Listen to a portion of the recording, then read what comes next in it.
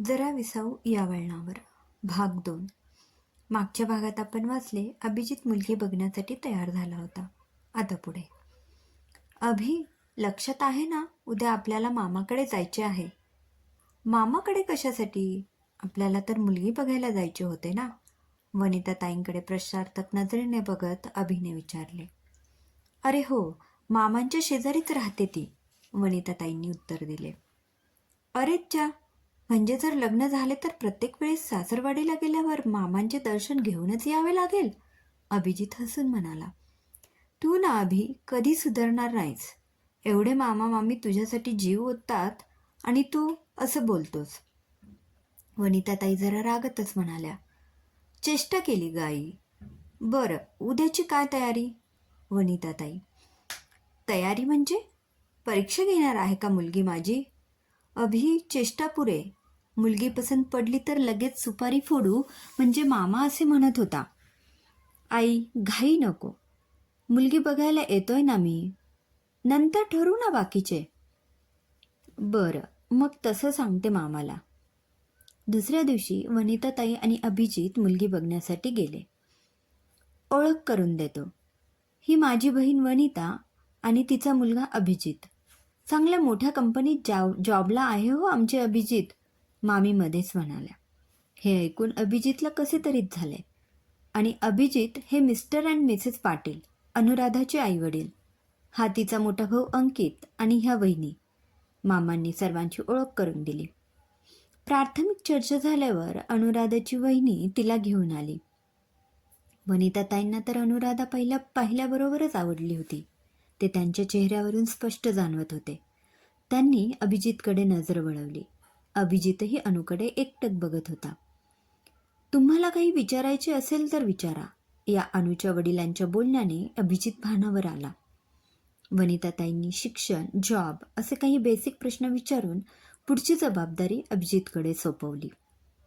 मला काही नाही विचारायचे, अभिजित म्हणाला. अरे, आत्ताच विचारून घे, परत नंतर एक एक शंका काढशील, मामा हसत म्हणाले. एक काम करू, आपण सगळेजण बाहेर गार्डनमध्ये बसू. तोपर्यंत हे दोघे बोलून घेतील एकमेकांशी, अनुची वहिनी म्हणाली. चालेल, असेही आपल्यासमोर त्यांना अवघडल्यासारखे होईल, वनिताताई म्हणाल्या. यावर सगळ्यांचे एकमत झाले आणि सर्वजण बाहेर गेले. आता रूममध्ये अभिजित आणि अनुराधा दोघेच होते. दोघेही 1-2 मिनिट शांत बसले होते. कोणी आणि काय बोलून सुरुवात करायची हे दोघांनाही समजत नव्हते. शेवटी, मला तुम्ही आवडलात, मी लग्नाला तयार आहे, तुम्हाला काही विचारायचे असेल तर विचारा, असे एकदम अभिजित बोलून मोकळा झाला. यावर अनुला थोडे हसू आले. नाही, मलाही काही विचारायचे नाही, एवढे बोलून ती शांत बसली. आपण तर हो म्हणालो, पण अनुचा निर्णय काय आहे हे जाणून घेण्यासाठी अभिजितला घाई झाली होती. म्हणून तो म्हणाला, तुम्ही तुमचा निर्णय सावकाश कळवला तरी हरकत नाही. यानंतर दोघांच्याही नजरेला नजर मिळाली आणि दोघेही हसले. यामुळे अभिजितला थोडेसे मोकळे वाटले. तो पुढे म्हणाला, आमच्या घरात मी आणि आई आम्ही दोघेच असतो. बाबा मी कॉलेजला असतानाच गेले. तुम्ही माझ्या आयुष्यात आला तर माझे आयुष्य आनंदाने भरून जाईल. अभिजित अनुच्या डोळ्यात बघत म्हणाला.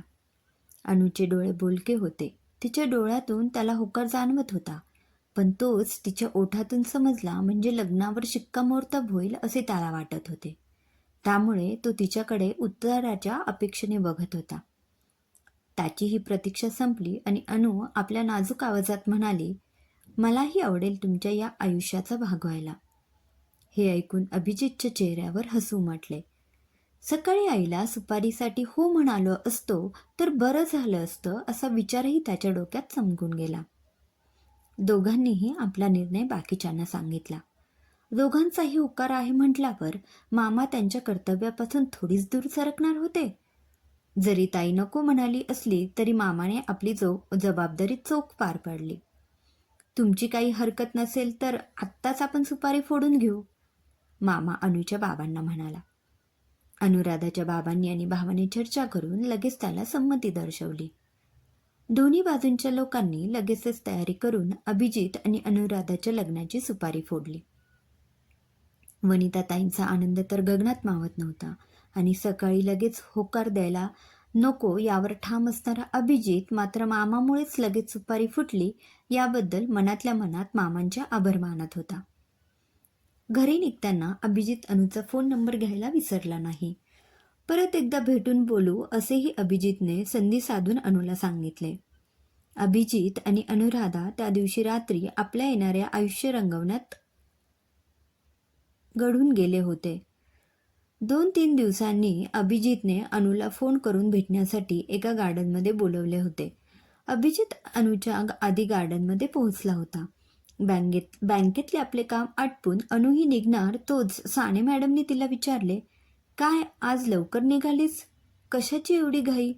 बाहेर जायचे आहे का कुठे? हो, ते माझं जरा काम होतं, अनुने अडखळतच उत्तर दिलं.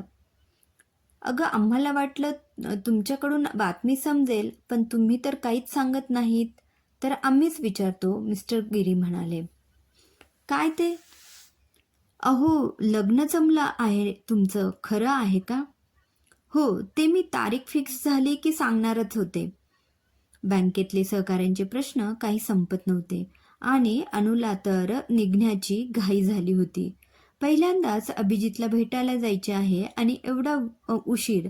तिचे सगळे लक्ष घड्याळाकडे जात होते. शेवटी मला उशीर होतोय, आपण उद्या बोलू असे म्हणून तिने तिथून काढता पाय घेतला. इकडे अभिजित वाट बघत बसला होता. अनुराधा गार्डनमध्ये पोहोचली. अभिजितला पाहून म्हणाली, सॉरी, मला यायला जरा उशीरच झाला.